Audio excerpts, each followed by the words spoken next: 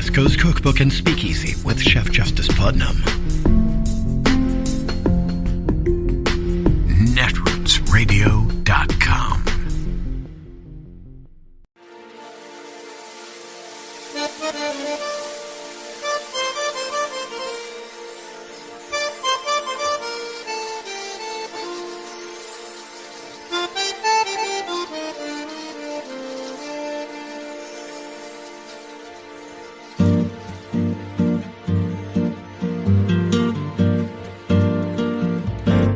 Je voudrais du soleil vert, des dentelles et des théières, des photos de bord de mer, dans mon jardin d'hiver. Je voudrais de la lumière, comme en Nouvelle-Angleterre. Je veux changer d'atmosphère, dans mon jardin d'hiver. Ma fleur sous la pluie de novembre, tes mains qui courent, je n'en peux plus de t'attendre. Les années passent, il est loin, là je tombe. Nul ne peut nous entendre. Je voudrais du Fred Astaire. All right, this week the Supreme Court dealt another blow to police accountability efforts, ruling in two separate cases that police accused of excessive force are protected from civil rights lawsuits by, you guessed it, qualified immunity. Now, this comes as lawmakers in Washington have all but given up on legislation to end qualified immunity protections for bad police officers. So, with the courts and Congress pretty much telling citizens good luck, it feels like many of us are just left to deal with the heinous abuse from these bad cops. Joining me now to talk about this and more, Appétit Goff. He's the co-founder and CEO of the Center for Policing Equity, and UCLA School of Law professor Joanna Schwartz, whose research focuses on civil rights litigation and police accountability. Joanna, I'm going to come to you first. Welcome. You're making your Cross Connection debut this morning. Happy to have you. This ruling, thank you for being here. This ruling by the Supreme Court, I mean, this is a conservative court. I doubt that many of the folks on this court have ever experienced police brutality to the levels that the rising majority of this country has. So if they're essentially saying there's nothing we can do, what's the recourse for people who are on the receiving end of that kind of brutality?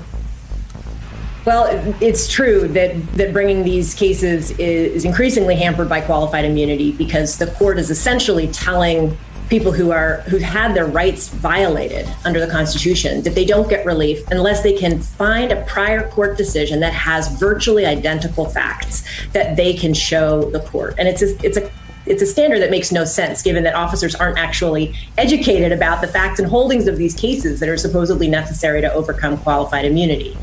The most that people can do is continue to file these lawsuits, hoping that they are able to convince a court that they can get past this barrier.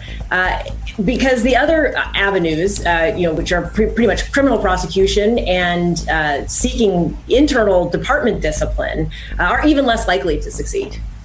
Yeah, and Philip, when you get to how some of these local municipalities have to pay, taxpayers who are so concerned about where their tax dollars are going, guess what? Bad police officers, because you get these huge settlements after a blood sacrifice, after you've had the crap beat out of you, and then you get a huge settlement. So this is something. Look, I want to talk to you about this piece. Mark Caputo in Politico talked about Miami's least fireable cop. This guy is textbook for bad cops when we talk about it.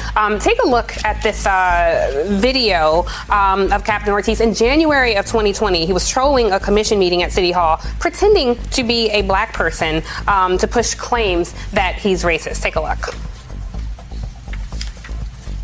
I'm a black male. Yes, I am. And I am non-Hispanic. I was born in this country. That's how I feel. And if you know anything about the one drop rule, which started in the 20th century, which is what identifies and defines, how you doing, what a black male is, or a Negro, you would know that if you have one drop of black in you, you are considered black. So you're probably black too, Joe. The disrespect. So just a little background on this guy. He has 17 years on the job. He used to be president of the local police union, 49 internal complaints, 19 official use of force incidents, $600,000 in lawsuit settlements, racist social media posts. We see right through what that is. What's the solution when this guy cannot get fired and people on the streets are still subject to his abuse? So we have a federal apparatus that's essentially officially throwing up their hands and saying it has to be like this. It absolutely has to be. And I think it's important that some of the details of the case that the Supreme Court refused to hear are important. Willie Gibbon was experiencing a mental health crisis. He had a gun to his own head, and law enforcement said, well, he's got a gun, he's close enough to kill me, and shot and killed him.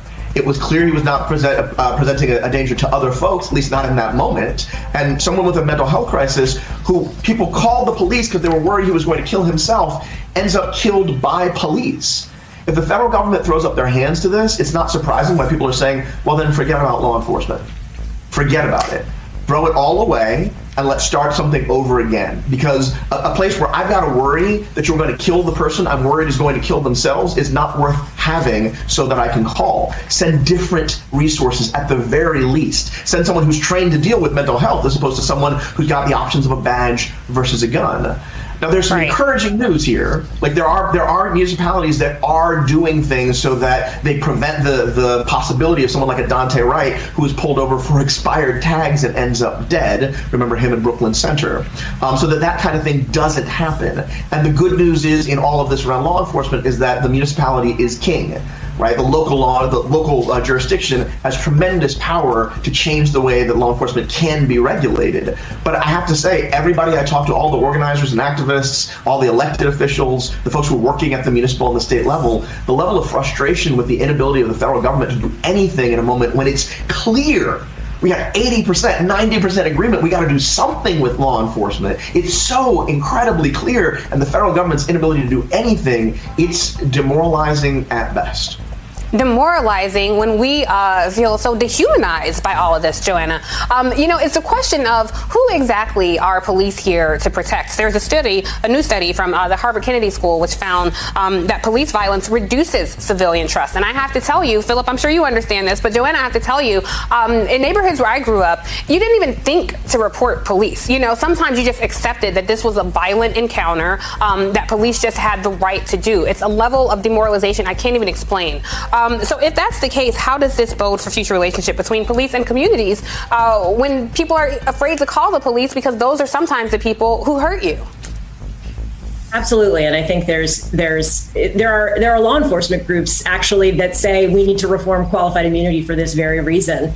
That this legal protection is sending the message that Justice Sotomayor said. It sends the message that police can shoot first and think later. And I think that the decisions that you see every day coming out of the Supreme Court and lower courts denying protections to people whose rights have clearly been violated sends a message that people's rights don't matter. And I think that beyond the injustices to the individuals who are named in those cases and bringing those cases, it does send that broader message that the government and police are not there to protect most people.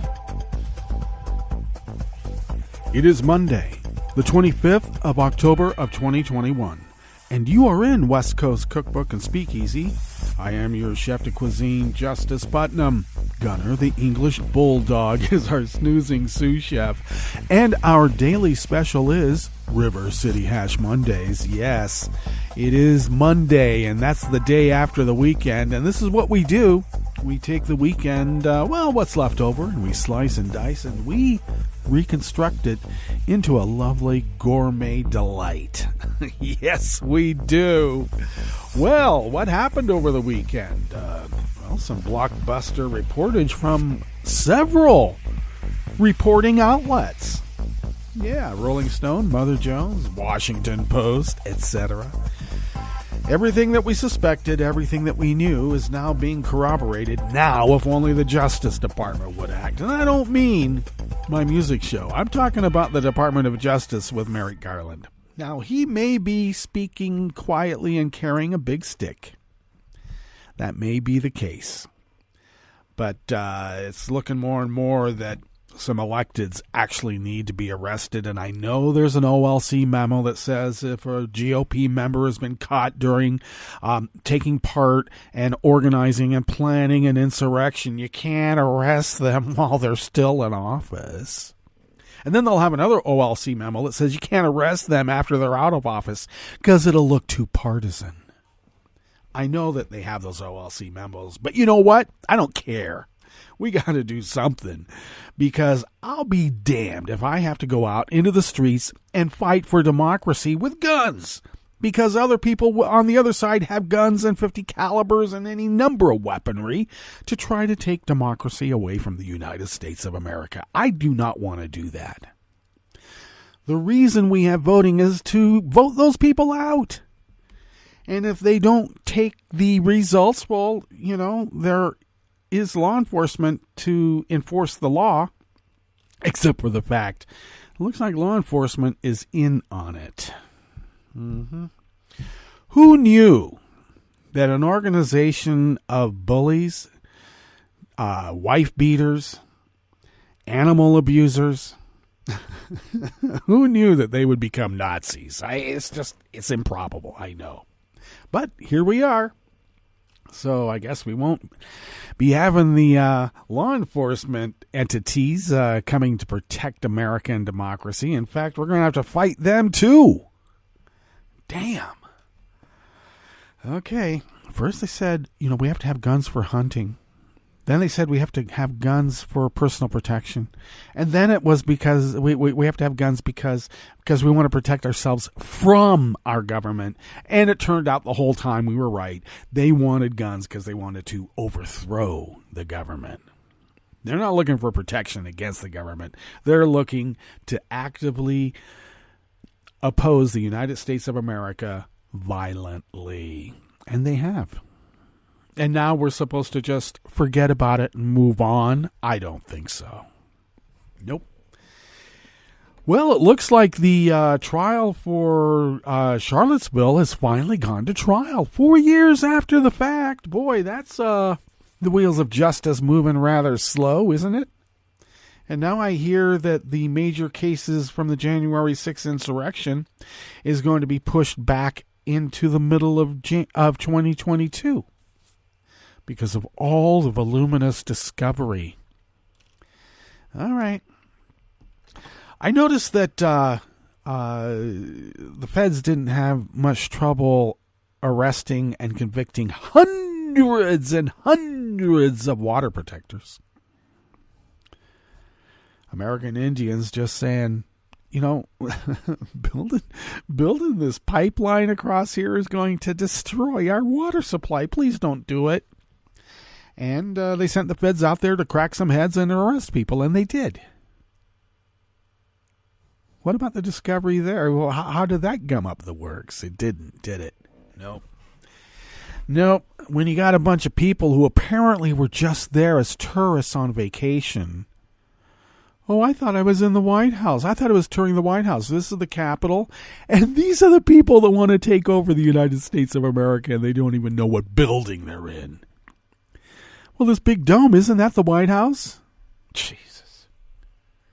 All right. Which reminds me, kind of felt sorry for these kids yesterday, but just about as it was starting to get dark, the doorbell rang on a Sunday. And I'm like, I wasn't expecting anybody. You know, my sister wasn't coming over, and she wouldn't ring the doorbell, but I went and answered it, and it was two little kids from the neighborhood who wanted to sell me a pamphlet about the Constitution so that I would know what my rights are. Apparently they didn't notice the ACLU decal in a corner of the front door, but oh well. I don't think they know what it is. But I kind of felt sorry for him, but I just told him, "Nah, I'm sorry, son. I think we'll be okay." So I don't know if they were just trying to get a few dollars to, for Christmas or whatever. Because I didn't ask him, well, where's your little placard that you can, your license that says that you can be selling this stuff door to door. because I don't think they had it.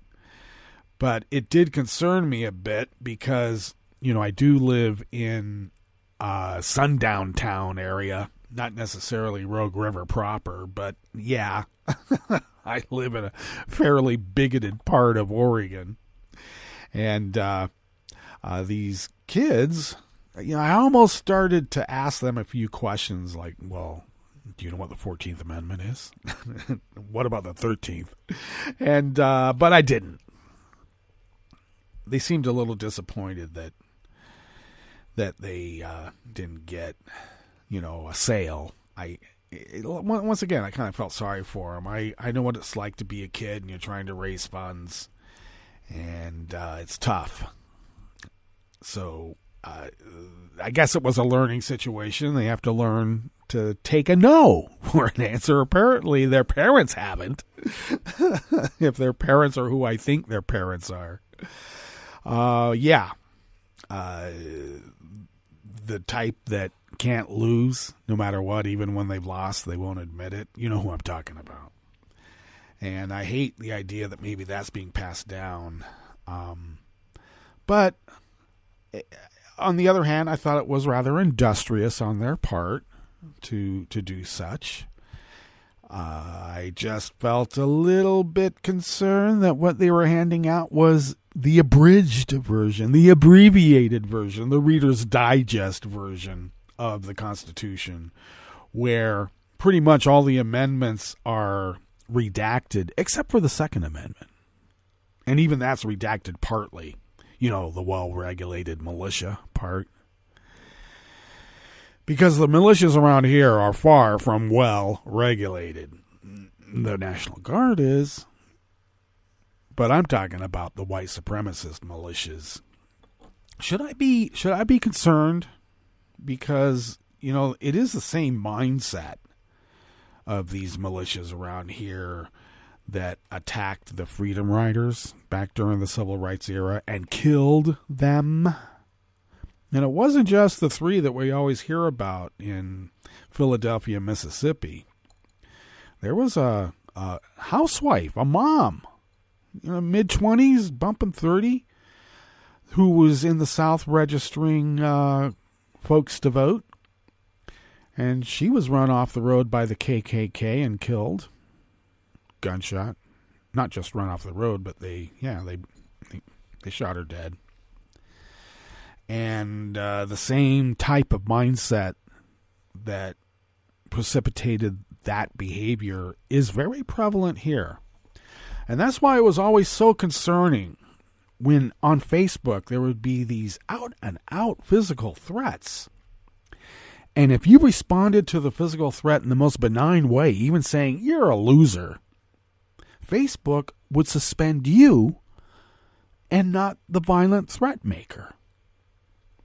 And now we find out that the algorithm was tweaked so that any liberal responding to any threat by a right-winger would cause that liberal to be under restricted.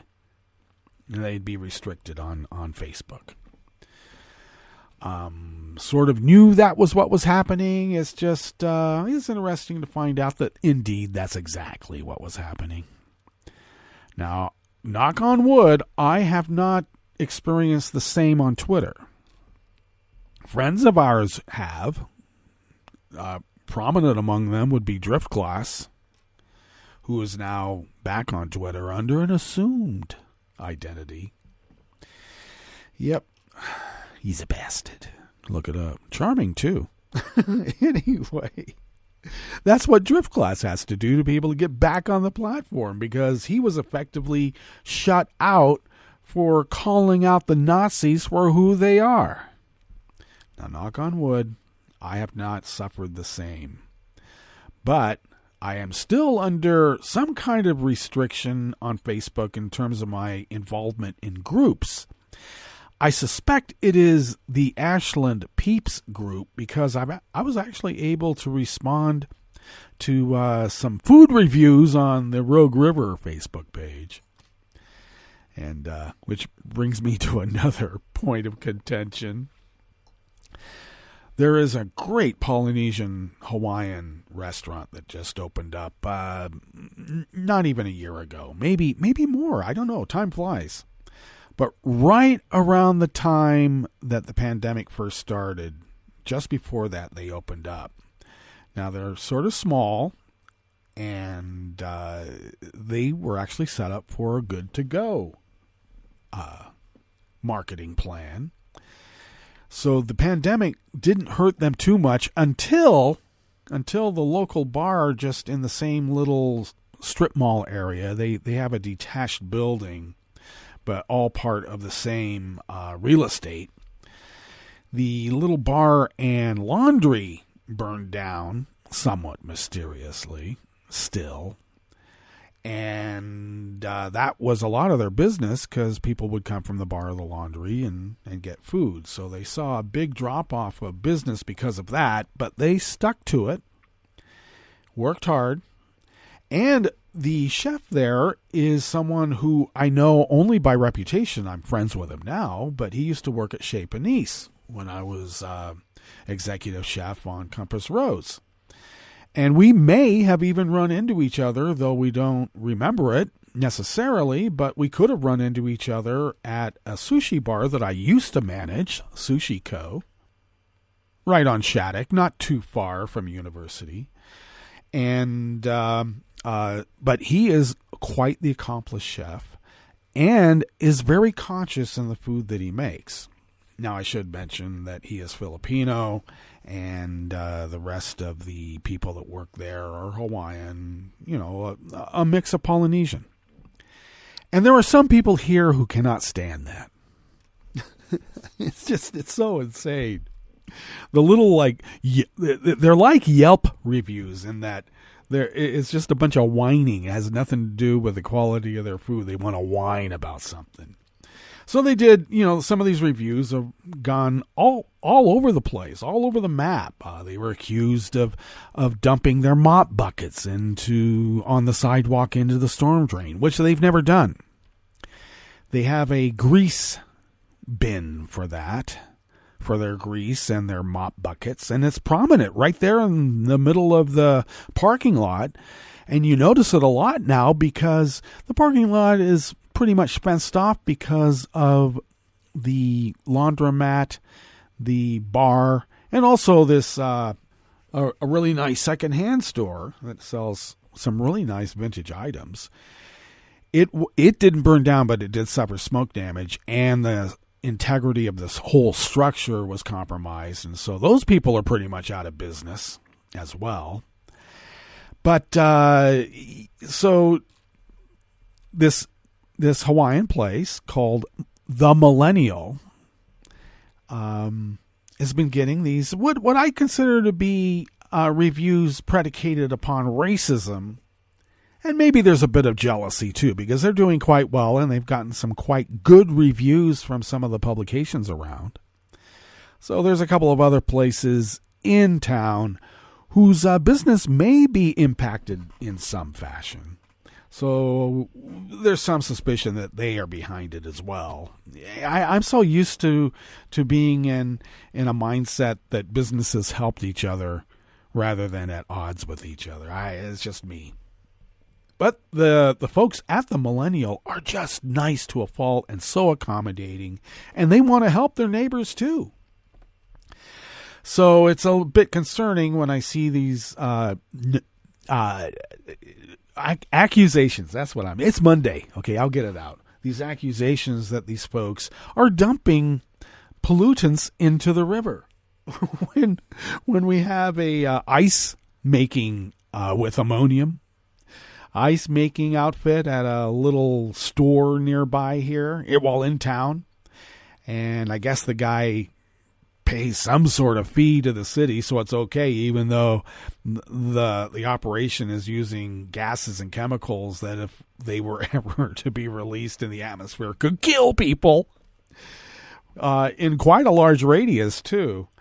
No real concern about that fellow, but let's just put it this way: he's not a person of color.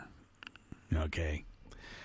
So if you ever happen to be driving by Rogue River here off of I-5 in the southern part of Oregon, just before you get to Grants Pass, just about halfway between Medford and Grants Pass, stop into the Millennial. It has some really great food. And yes, in spite of some of the complaints that there's no animal-based, or that it's all animal-based, there's no plant-based food there. Excuse me. Their salads can't get much more plant-based than their salads. I love the soba noodle salad myself. They have vegan, vegetarian musubis, baos, lumpia, etc., etc., etc.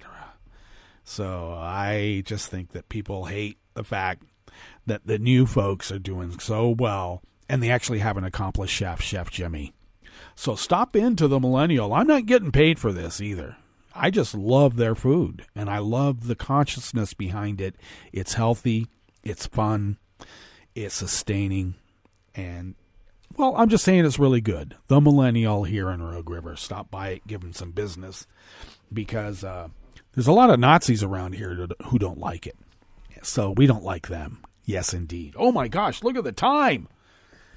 Wow, the show's just going on, and I'm just going on, and we actually have a curated part of the show. I took the time to curate this show, so we might as well get to the curated part. Well, at the top, the Supreme Court ruled in favor of protecting police accused of misconduct, qualified immunity. They're cops. They can't do anything wrong. All right, just don't call the Supreme Court partisan. Don't you dare.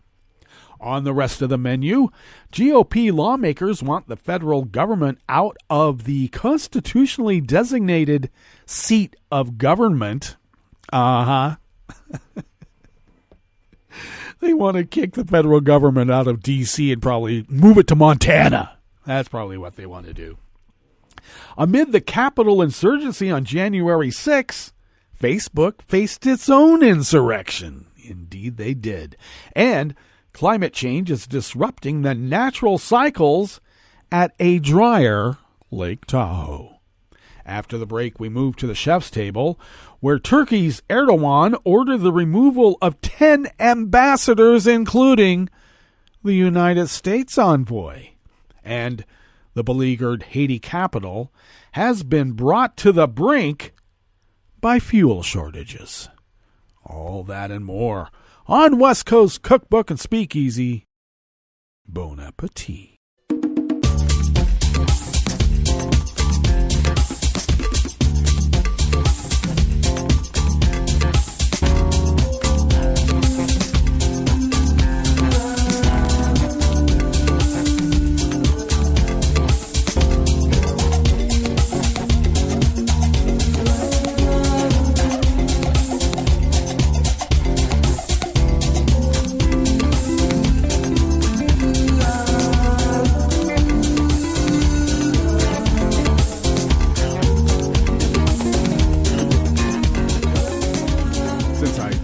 Up so much time, and the opening rant will have to abbreviate the standard spiel that comes at this part of the show.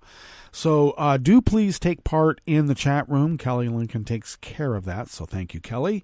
We need money to be able to pay our bills, so if you could give us money by way of Patreon, that would be so helpful. Please, please. You can follow us on Twitter, the station on Twitter at Netroots Radio. Tom takes care of that. Thanks, Tom. Follow me on Twitter at Justice Putnam. And, of course, I post the show notes and links diary on Daily Kos, so check that out. Follow the show on Twitter at Cookbook West, and pick up podcasts by way of Spreaker, Stitcher, TuneIn, iHeart, YouTube, iTunes, and wherever podcasts can be found. Yeah, that's abbreviating it. This first offering here in the Bistro Cafe part of West Coast Cookbook and Speakeasy is out of the American Independent by Josh Israel. A new GOP bill would bar the federal government from erecting any new federal buildings in the constitutionally designated seat of the government, its chief sponsor, Louis Gohmert of Texas, says. The bill, he says the bill, H.R. 5662, is necessary to move government agencies out of Washington, D.C. Gohmert introduced what right-wing website Breitbart reported is called the Stop Wasting Our Money on Palaces Act. And somehow that stands for swamp, the Swamp Act. They want to drain the swamp. Yeah. In other words, they want to overthrow the United States of America. A bill whose current official title is to prohibit the construction of any new federal building in the District of Columbia. Now get this. Republican Representatives Boebert, Kamek, Cawthorn, Griffith, Mary Miller of Illinois signed on as original co-sponsors. And we know that the majority of those named just now were part of the planning of the January 6th insurrection. The others all voted against the peaceful transfer of power. Gohmert told Breitbart that his bill is a common-sense proposal to get government agencies out of Washington. Well, there's nothing common sense about that, Louis. Have you ever read the Constitution or just the Reader's Digest version? The notion of having the bulk of federal government's main operations located in Washington stems from the founders and is enshrined in the Constitution. Article 1, Section 8 expressly gives Congress the power to oversee such district not exceeding 10 miles square, as may, by cession of particular states and the acceptance of Congress, become the seat of the government of the United States. That's what it says in the Constitution. Republican lawmakers have long been pushing to move federal agencies to their states, claiming this will help drain the swamp. Critics say it would be expensive and disruptive for federal workers, not to mention the United States of America.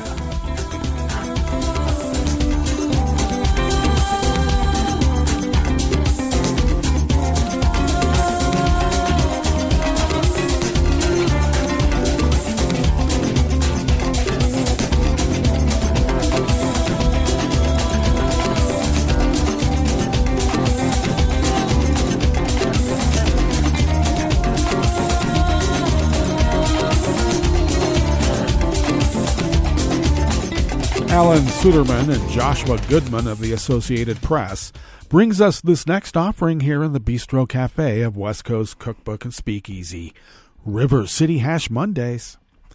As supporters of Donald Trump stormed the U.S. Capitol on January 6th, battling police and forcing lawmakers into hiding, an insurrection of a different kind was taking place inside the world's largest social media company.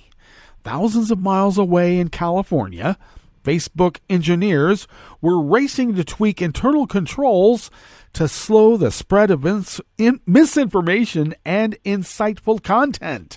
Emergency actions, some of which were rolled back after the 2020 election, included banning Trump, freezing comments in groups with a record for hate speech, filtering out the Stop the Steal rallying cry, and empowering content moderators to act more assertively by labeling the U.S. a temporary high-risk location for political violence. At the same time, frustration inside Facebook erupted over what some saw as the company's halting and often reversed response to rising extremism in the U.S. Haven't we had enough time to figure out how to manage discourse without enabling violence? One employee wrote on an internal message board at the height of the January 6th turmoil. We've been fueling this fire for a long time, and we should not be surprised it's now out of control. It is a question that still hangs over the company today as Congress and regulators investigate Facebook's part in the January 6 riots. New internal documents provided by former Facebook employee turned whistleblower Frances Haugen provide a rare glimpse into how the company appears to have simply stumbled into the January 6 riot. It quickly became clear that even after years under the microscope for insufficiently policing its platform. The social network had missed how riot participants spent weeks vowing on Facebook itself to stop Congress from certifying Joe Biden's election victory. Well, I'll tell you, it didn't stop him from suspending and restricting liberals like myself who would point it out. The documents also appear to bolster Haugen's claim that Facebook put its growth and profits ahead of public safety, opening the clearest window yet into how Facebook's conflicting impulses to safeguard its business and protect democracy clashed in the days and weeks leading up to the attempted January 6th coup. Excuse me? My experience is that business doesn't really care one whit about democracy. That's how fascism has always been able to rise, historically.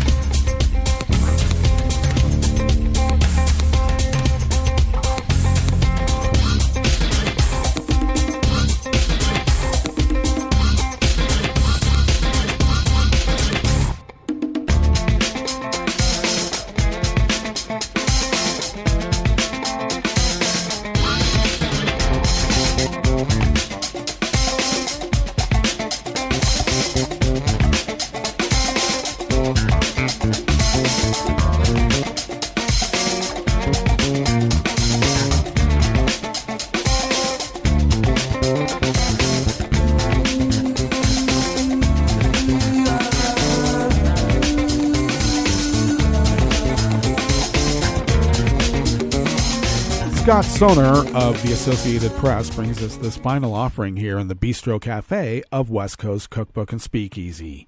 Drought fueled by climate change has dropped Lake Tahoe below its natural rim and halted flows into the Truckee River, an historically cyclic event that's occurring sooner and more often than it used to, raising fears about what might be in store for the famed alpine lake.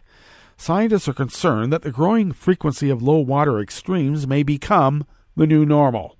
They point to seasonal shifts in weather patterns, causing precipitation that historically falls as snow to arrive in the form of rain atop the Sierra along the California and Nevada state line. Our summers are lasting longer. Springs are coming sooner, said Gregory Shaldo, a water resource and environmental engineering professor who is the founding director of the UC Davis Tahoe Environmental Research Center.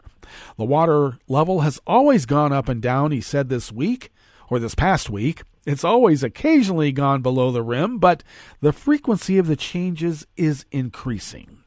Over the past century, the amount of precipitation falling as snow has declined from 52% in 1910 to 33% in 2020 and is expected to drop below 20% by the end of the century, according to experts at the research center in Incline Village, Nevada.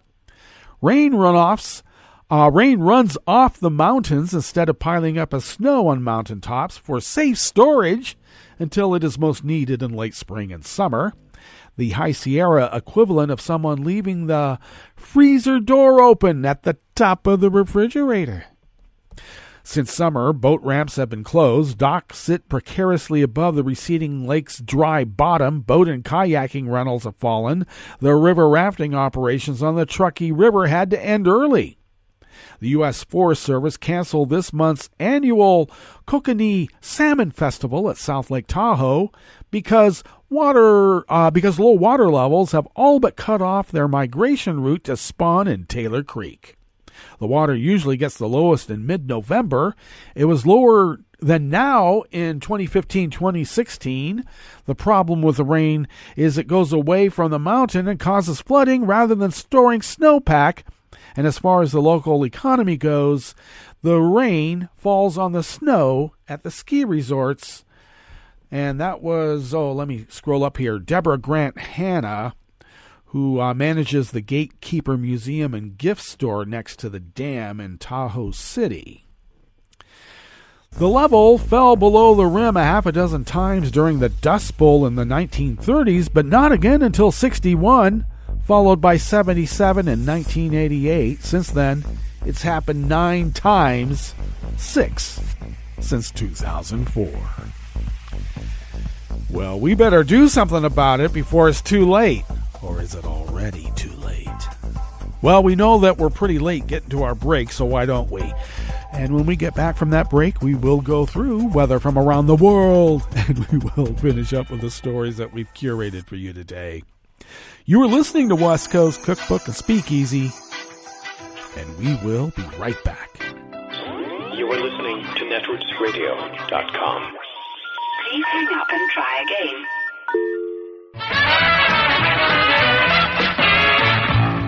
From a point at sea to the circles of your mind, a new force is at work for planetary transformation.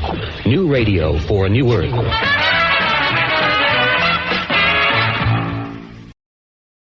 This is Take Two Movie Review. I'm Kim Lowe. This week, Medieval Me Too.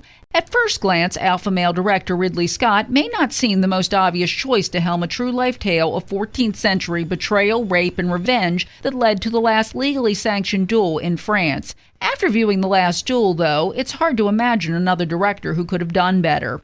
The movie involves a knight, Jean, played by Matt Damon in possibly his best performance to date, and his frenemy, Jacques, played by an equally strong Adam Driver, who have a dispute over land and court position, and ultimately a claim that Jacques raped his wife, Marguerite, played by Killing Eve's Jodie Comer. Told from the viewpoints of the three main characters, the plot calls to mind the 1950 Kurosawa classic Rashomon, which also took place in feudal times and posed questions as to what really happened. However, while Rashomon seems anchored in the past, The Last Duel has a contemporary feel, especially as to how it deals with the treatment of Marguerite by male authority figures, the only authority figures there were.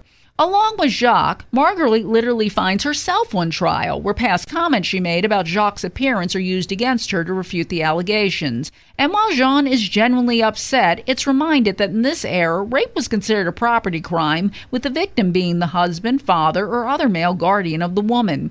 If that makes you upset, well, that's the point. The cast here also includes a hard-to-recognize Ben Affleck in strong support as a libertine aristocrat.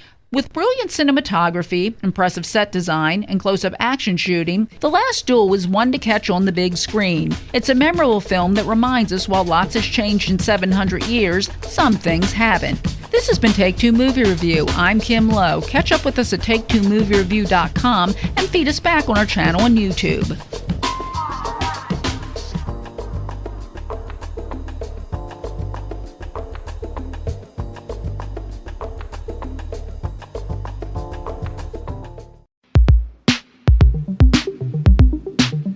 This is Scientific American's 60-Second Science. I'm Karen Hopkin. Wintering in the northernmost regions of Alaska is no walk in the park. It's cold and dark and sometimes snowy, but that didn't stop dinosaurs from nesting there during the Cretaceous period. Dinosaurs were not only just living in the Arctic 70 million years ago in what's now northern Alaska, but they were actually capable of reproducing there as well. Patrick Druckenmiller of the University of Alaska Fairbanks and the director of the University of Alaska Museum of the North. In discovering that they were reproducing there, it has an important implication that strongly suggests that they were actually year-round residents in the Arctic. Now, the Arctic wasn't as chilly then as it is today, but it was below freezing, with temps dipping down to around 14 degrees Fahrenheit, occasional bouts of snowfall, and, of course, 4 months of winter darkness. If living in those conditions seems daunting, so was obtaining the study samples. In order to get and reach our field sites, we actually have to drive from Fairbanks about 500 miles north up to Prudhoe Bay in the oil field. From there, we board small planes and helicopters and we fly out to our field site. And then we put together a couple of boats, and then we use the rivers up there as our highways. When they spot a rock that looks particularly promising, usually in a bluff or cliff face along the river, they climb up and start collecting sediment, which then gets hauled back to the lab to be processed and examined. We wash it, we screen it, we sieve it, and we collect and save every particle larger than 0.5 millimeter. And what we do then is inspect every grain by grain by grain, under a microscope, looking for these little remains, the bones and the teeth of what we now understand to be baby dinosaurs. These itty-bitty bones and teeth are way too tiny to have come from an adult dinosaur, even a wee one. And they lack the features one would expect to see in specimens from an animal that's developmentally mature. So far, Druckenmiller and his team have dug up species from 7 different dino families, from big duck-billed dinos, ceratopsians and tyrannosaurs, to smaller thescelosaurs, leptoceratops, dromaeosaurs, and troodontids. The findings are described in the journal Current Biology.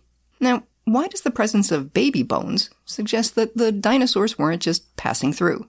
Now, the reason we think they are year-round residents is because if you reproduce in the Arctic, you have really a very limited time of year to do your business. Egg-laying animals don't usually engage in reproductive activities in the winter. So if you laid an egg in the spring and that egg took 5 to 6 months to hatch, which is what we understand the incubation period to be for some dinosaurs, such as duck-billed dinosaurs, then that means your eggs are hatching out at the end of the summer. Which doesn't really leave enough time to head south for the winter with the family. And that raises probably the most important question. So if you're overwintering there, how do you deal with the cold? Some of the smaller species, like thescelosaurs and leptoceratops, could have burrowed underground and hibernated. And other researchers have unearthed evidence that some larger dino species actually sported feathers, including young T-Rexes and their shaggy-coated cousin, Eutyrannus huali. We're pretty certain that most of these meat-eating dinosaurs might have had their own down parka, as it were, to deal with the harsh winter conditions.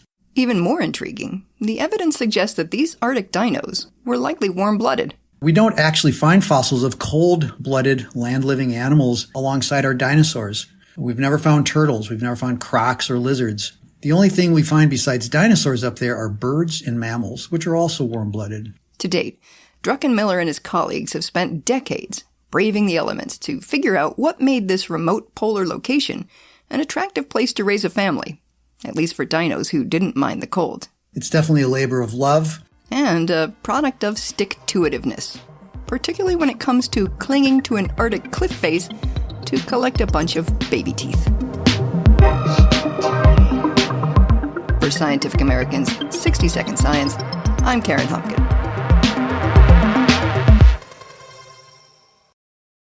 Hi, I'm Tom Hartman, and since you're listening to netrootsradio.com, show your progressive side and go to the donate button on the bottom of the homepage. It's progressives like you who power Netroots Radio and keep the progressive message beaming everywhere 24 hours a day.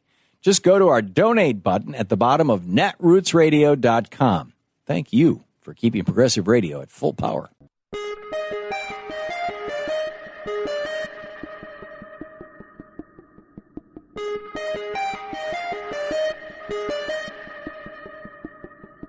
After the House Select Committee investigating the January 6th insurrection subpoenaed Trump loyalist Steve Bannon to provide testimony and documents, Bannon stonewalled, refused to comply, and so the House, in response, has found him in criminal contempt. I'm Bill Newman, and this is the Civil Liberties Minute. Bannon, at Trump's direction, has invoked executive privilege. Executive privilege, words that do not appear in the Constitution, stems from the doctrine of separation of powers, and encompasses the idea that the executive, the president, should be able to receive unvarnished advice from other government employees, cabinet members, for example, and those communications should be privileged. But Bannon has not been a government advisor to Trump since the summer of 2017.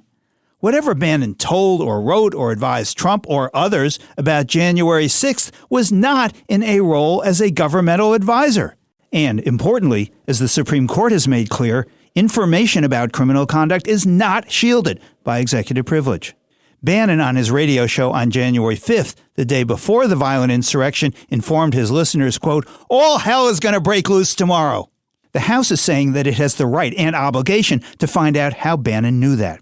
But because the House has no enforcement mechanism, it's up to the Department of Justice to decide whether or not to prosecute Bannon for contempt of Congress. The Civil Liberties Minute is made possible by the ACLU because freedom can't protect itself. I'm Rick Smith, and this is Labor History in 2. On this day in labor history, the year was 1990. That was the day that 8 of the 10 unions at the New York Daily News went out on strike. The paper had had one of the highest daily circulations in the United States. The New York Daily News was owned by the Chicago-based Tribune Company. The strike began when management demanded major concessions from the delivery drivers, essentially forcing them out on strike. 7 more unions joined them on the picket line. In retaliation, management brought in scab labor. This caused the 9th union to join the walkout. The newspaper guild workers had planned to honor the picket lines, but not go on strike themselves. But according to an article in the Los Angeles Times, quote, said local guild president Barry Lipton, the editorial employees decided almost immediately at an afternoon meeting to go on strike rather than to work with any imported scabs and goons. Well-known journalist Juan Gonzalez was a strike leader for the local. By using replacement workers, Daily News management was able to keep the paper in production, but they found it much more difficult to get the paper distributed. Even where they could make delivery, many newsstands refused to sell the struck paper. The New York Times blamed this on intimidation from the delivery drivers. But they also acknowledged that some refused distribution either out of sympathy for strikers or an unwillingness to offend pro-union customers. To support the strike, the unions put on a concert headlined by Lou Reed, along with Pete Seeger, Q-Tip from A Tribe Called Quest, and other musicians. The strike lasted for 5 months, prompting the Tribune to sell the paper. Under new management, the strike was finally settled. Labor History in 2 brought to you by the Illinois Labor History Society and The Rick Smith Show. For more information, go to laborhistoryin2.com.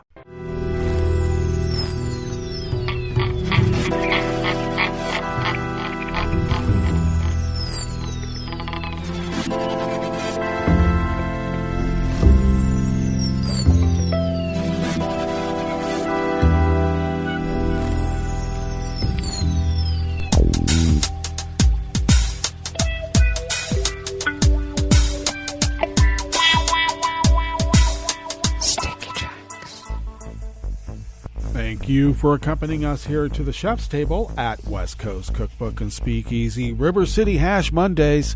We always begin weather from around the world along the banks of the Rogue River and the Rogue River Valley of Southern Oregon on the west coast of the continental United States of America, where it is currently 41 degrees Fahrenheit. A bit chilly, yes, but it is fall.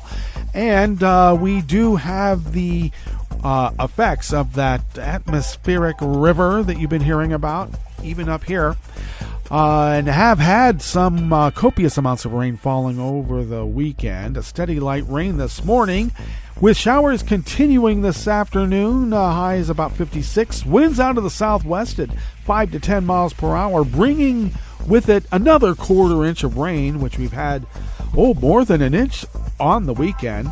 Tonight, we'll have lows about 46, steady light rain with showers continuing overnight, winds light and variable. And then overcast tomorrow with rain showers at times, winds light and variable. Another quarter inch of rain with highs about 57 to 58. Confirmed cases of coronavirus in Jackson County have not been updated from Friday's totals.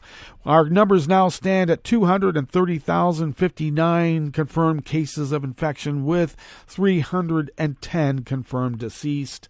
Those totals will be updated probably by the end of the show tomorrow. We'll see. Ragweed pollen is rated low outside the window here in Rogue River proper. The air quality index is good for the region at 36 parts per million, and the daytime UV index is low at 2. Barometric pressure is rising at 29.6 inches. Visibility is down to 4 miles, and relative humidity is at 99%. Weather from around the world is brought to you by a crowd of crowdsourced weather stations that a crowd crowdsources from around the world. London is 61 and partly cloudy. Paris is 59 and mostly cloudy. Rome is 70 degrees and sunny. Kiev is 43 and fair. Kabul is 50 degrees and clear. Hong Kong is 71 and partly cloudy.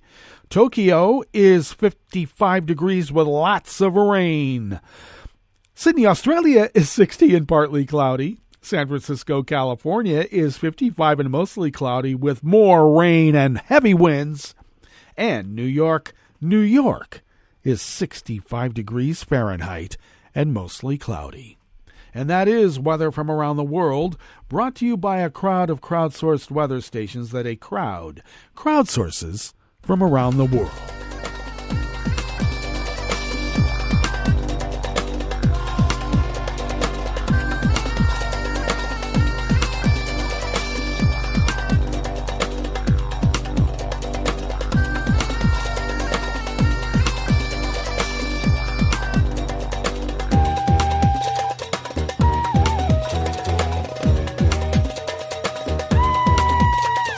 Staff at the Associated Press brings us this first amuse-bouche here at the chef's table at West Coast Cookbook and Speakeasy.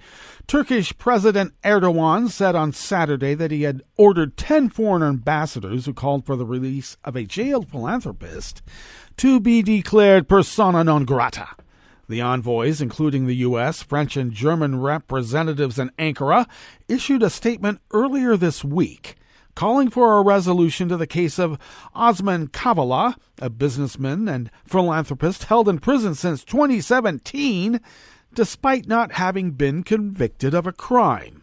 Describing the statement as an impudence, Erdogan said he had ordered the ambassadors to be declared undesirable. I gave the instruction to our foreign minister and said, you will immediately handle a persona non grata declaration of these 10 ambassadors, Erdogan said during a rally in the western city of Eskişehir. He added, they will recognize, understand, and know Turkey. The day they don't know or understand Turkey, they will leave. Really?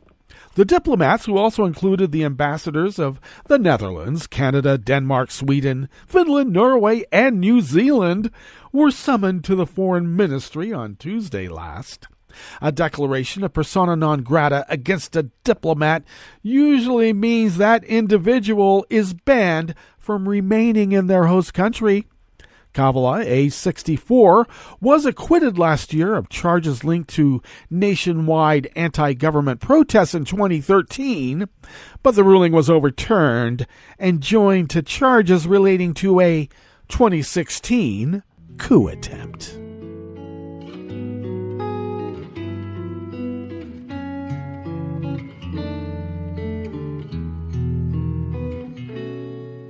Je te donne, c'est mon amour pour la vie entière. La promesse de me trouver à tes genoux. Aussitôt que tu m'appelles, rester toujours fidèle.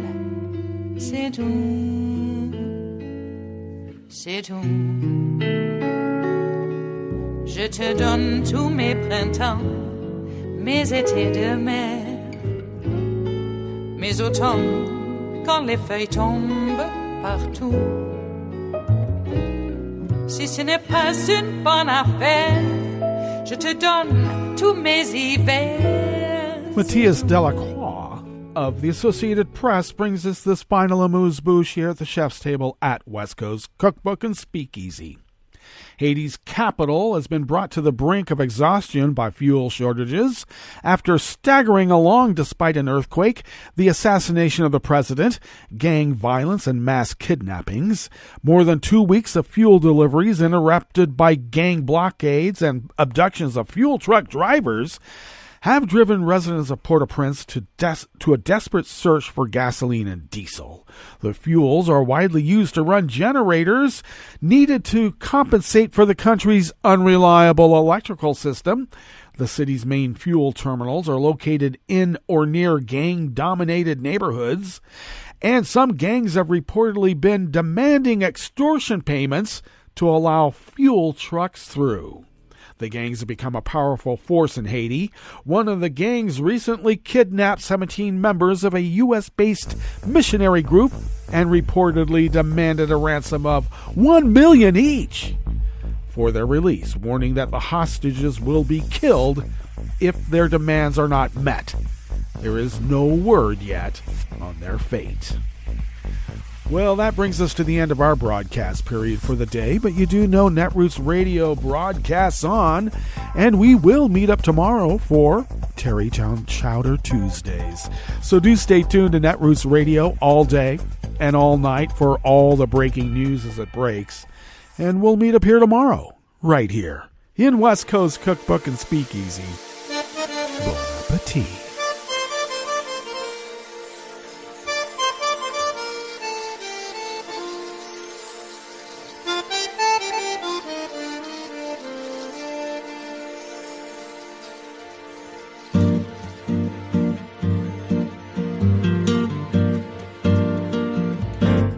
Je voudrais du soleil vert, des dentelles et des théières, des photos de bord de mer, dans mon jardin d'hiver.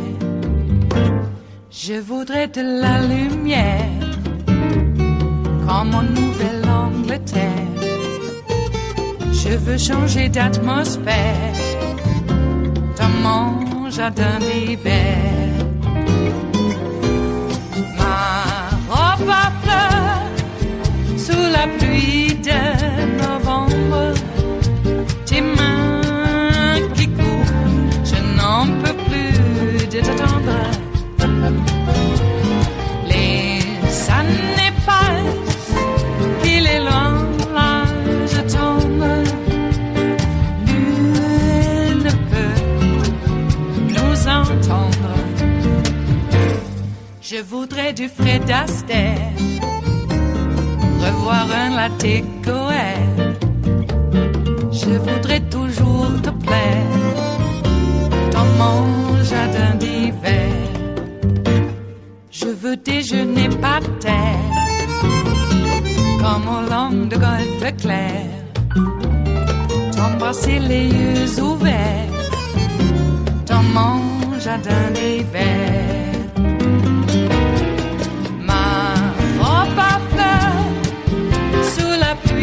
De novembre, tes mains qui courent, je n'en peux plus de t'attendre. Les années passent, il est loin, là je tombe.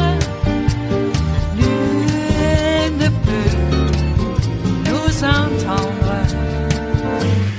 Ba-da-da-dum-di-da-dum. Ba-da-da-dum-di-da-dum. Ba-da-da-dum-di-da-dum. Dans mon jardin d'hiver. Ba-da-da-dum-di-da-dum. Ba-da-da-dum-di-da-dum. Ba-da-da-dum-di-da-dum. Dans mon jardin d'hiver. Dans mon jardin d'hiver. Dans mon jardin d'hiver.